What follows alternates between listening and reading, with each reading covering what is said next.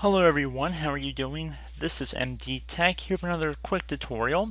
Today I'm going to show you guys how to resolve an issue you might have when trying to upgrade or install a new version of Windows 10 that basically says that Windows cannot install the required files.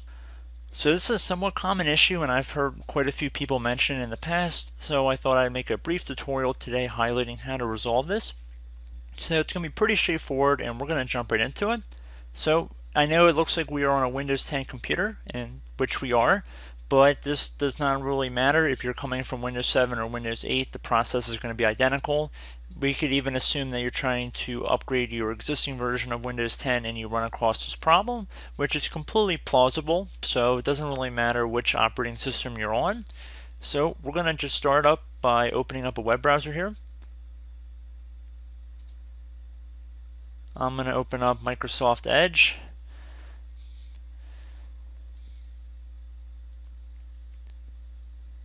And then you want to probably navigate over to Google. That's usually where I begin these videos. We're going to start by typing in Windows 10 Media Creation Tool. The best match, or at least one of the best matches that comes up, should be a Microsoft domain. And at the time of this recording, it says download Windows 10 disk image, ISO file. You want to click on that to open that up, like you would any normal link. So there should be something, it might not be the first button here, but it might say Create Windows 10 Installation Media. To get started, you'll first need to have a license to install Windows 10. You can then download and run the Media Creation Tool, and then you just want to click on this Download Tool Now button. It's going to ask you what you want to do with this file. Again, time of this recording, about 17.5 megabytes. I'm going to save it. Shouldn't take very long, and then once it's done downloading, I'm going to run and execute that file.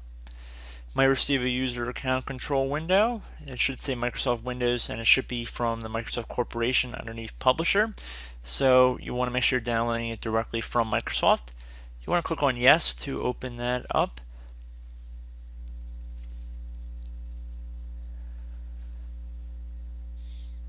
Should say getting a few things ready.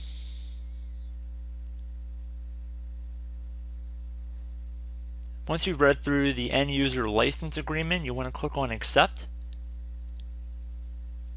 Should not take very long. The longest part is going to be downloading and actually installing Windows 10. So then you're going to be prompted with what are you trying to do? Are you trying to upgrade this computer that you're working on right now, which is kind of going off of why I'm on Windows 10, because hey, you might be trying to upgrade your existing computer, or you could also be trying to do it for another computer. So in that case, you would need a DVD or USB flash drive or whatnot. I would create installation for a DVD, CD for another PC. Click on Next. At this point, you could uncheck this box to use recommended options, because again, this recommended options is based on what this computer is that we are currently on. If you're doing this for another computer, there's a very good chance you're going to be running a different version of Windows. The architecture might be different. So in that case, you would uncheck this box and select what you would need. And then underneath architecture, if you have a big enough DVD, I would recommend, or USB flash drive, I'd recommend downloading both. If you're unsure, there are third-party utilities that will tell you if you're running 32 to 64-bit operating systems and if your CPU is compatible. You can't get a lot of this information directly through Windows, but that's a different tutorial and I've made those in the past as well.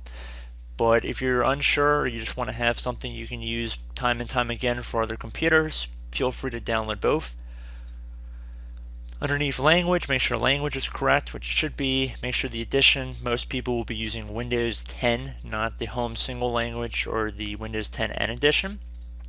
And then you would just click on Next, and then you will select either USB flash drive or ISO. Again, this is if you're doing it for another computer, and then you just would pop this installation media in and boot from it. And again, you would just follow along with the on-screen directions if this is the path you were going to go. You're going to need at least a 4 gigabyte flash drive, and you can interpret that DVD also needs to be at least 4 gigabytes, so that kind of puts out most CD-ROMs, so that's why they probably recommend a DVD and not a CD. So if we actually go back, I don't know how far back it'll let us go, but if we go to upgrade this PC now, it'll start downloading Windows 10.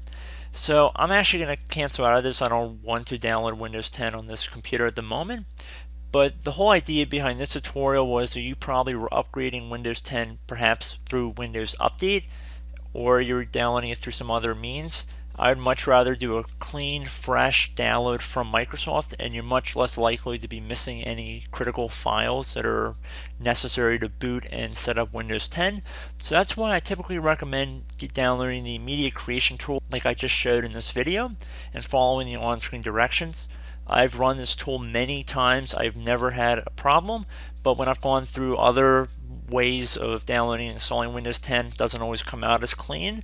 So it's very nice that Microsoft provided this way to upgrade. They haven't always been this convenient, so I'm very appreciative, and many people who install Windows 10 are as well. But anyway, I hope this brief tutorial helped you guys out, and I will catch you in the next video. Goodbye.